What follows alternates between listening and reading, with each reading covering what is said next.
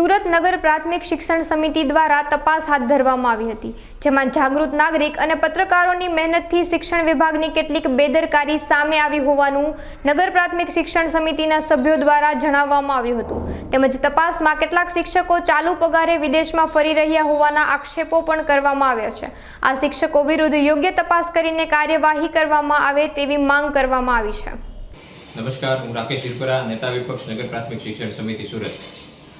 મિત્રો, ગુજરાતના અલગ અલગ વિસ્તારોમાંથી જાગૃત પત્રકારો અને જાગૃત નાગરિકોની મહેનતના પરિણામે શિક્ષણ વિભાગની એવી બેદરકારી સામે આવી રહી છે કે જે જોઈને ખૂબ ચિંતા થાય છે. આમ તો છાશવારે દર અઠવાડિયે શિક્ષણ વિભાગની કોઈને કોઈ ગંભીર બેદરકારી સામે આવતી જ હોય છે, પણ આ વખતે એવી ગંભીર બેદરકારી સામે આવી છે કે કેટલાક શિક્ષકો જેઓ ફરજ પર હાજર નથી, યા તો વિદેશમાં છે, બહાર છે અને ખોટી હાજરી પુરાવે છે અને પગાર લે છે, જે ખૂબ ગંભીર બાબત છે.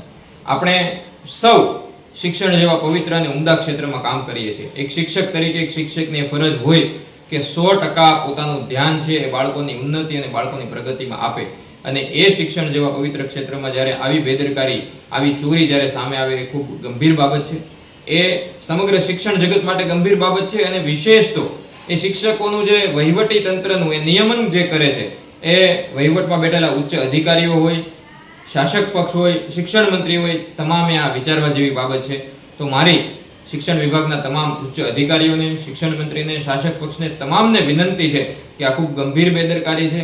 ગુજરાતની તમામ શાળામાં સઘન તપાસ કરી અને એ ચોક્કસ કરવામાં આવે, એ પાક્કું કરવામાં આવે કે તમામ શિક્ષક મિત્રો સમયસર હાજરી આપે છે. જે શિક્ષકો હાજરી પૂરે છે, શિક્ષકો પૂર્ણ સમય માટે શાળામાં હાજર છે, એના માટે સઘન તપાસ, સઘન ચેકિંગ કરવામાં આવે. અને આવી ગેરરીતિ, આવી બેદરકારી, આવી ચોરી જે શિક્ષકો કરે છે અને એમને તંત્ર દ્વારા જે પણ અધિકારીઓ ટેકો આપતા હોય એ તમામના વિરુદ્ધ કડકમાં કડક પગલાં લઈ અને એક ઉદાહરણરૂપ, દાખલારૂપ કાર્યવાહી કરવામાં આવે, જેથી કરીને ભવિષ્યમાં આવી ચોરી, આવું પાપ આચરવાની કોઈ હિંમત ના કરે. આભાર. જય હિન્દ, જય ગરવી ગુજરાત.